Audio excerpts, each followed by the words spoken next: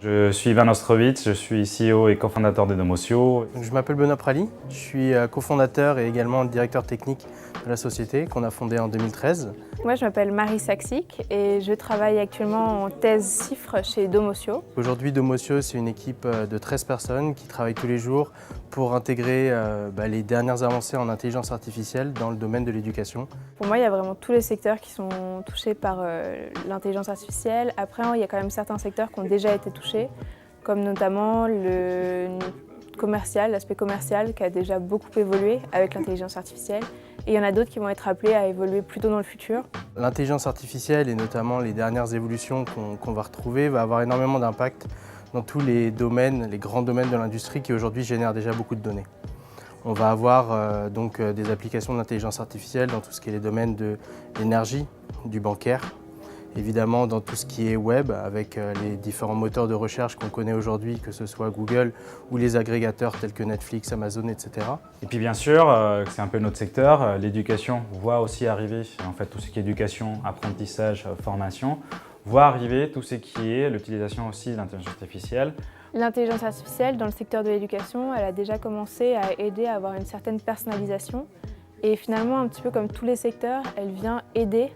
Vraiment, elle vient là en support des personnes qui travaillent dans le domaine éducatif. On commence à avoir des plateformes numériques d'apprentissage qui vont permettre aux enfants d'apprendre le français, les maths, l'anglais et dans les entreprises ce qu'on appelle des LMS ou des plateformes de e-learning. Et on voit petit à petit des choses qui arrivent dans ces sens, donc les chatbots, la personnalisation. Donc je dirais que l'IA arrive doucement dans l'éducation, mais elle arrive quand même. Et elle arrive, et elle est même déjà arrivée sur beaucoup d'aspects, et notamment parce qu'aujourd'hui, quand on parle d'éducation, il y a beaucoup de la formation qui se passe de façon à côté finalement des dispositifs classiques. Et donc on va se reposer sur Google pour nous apprendre des choses.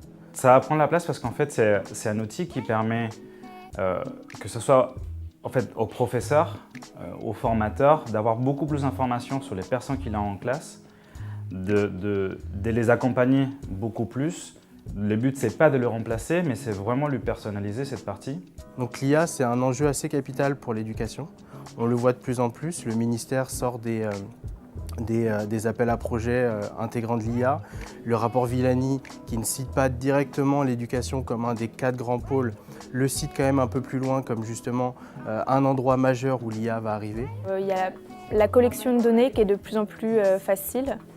Et c'est ça qui va venir nourrir des algorithmes d'intelligence artificielle et finalement ils deviennent de plus en plus efficaces, ils vont réussir à remplir réellement leurs fonctions. Donc l'utilisation de l'IA dans l'éducation, c'est la prochaine étape. C'est-à-dire que c'est grâce à l'IA qu'on va être capable demain de personnaliser des parcours. Et ça va avoir des impacts non pas seulement sur l'éducation au terme français qu'on l'a, donc la petite enfance, mais également l'éducation au terme anglo-saxon, c'est-à-dire la formation tout au long de la vie. Pour moi, dans l'éducation, les choses qui vont se développer, ça va être déjà la généralisation des outils qui sont actuellement développés. Donc on va avoir plus facilement dans des classes, plus facilement en formation professionnelle, les outils de personnalisation et de reporting qui sont actuellement développés. Et également, on va avoir de nouvelles choses, comme par exemple des chatbots qui vont permettre d'interagir et d'avoir une sorte d'aide en direct et beaucoup plus rapide. C'est par l'intelligence artificielle qu'on va se proposer la bonne formation, le bon parcours, la bonne ressource qui nous permettra à chacun d'apprendre beaucoup plus.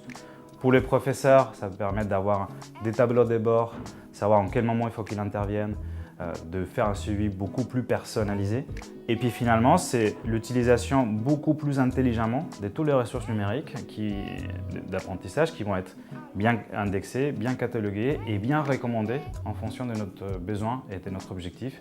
Alors sans vouloir être trop technique, je pense qu'aujourd'hui on donne beaucoup d'informations à quelqu'un comme Google. On donnerait beaucoup d'informations à quelqu'un comme Domosio.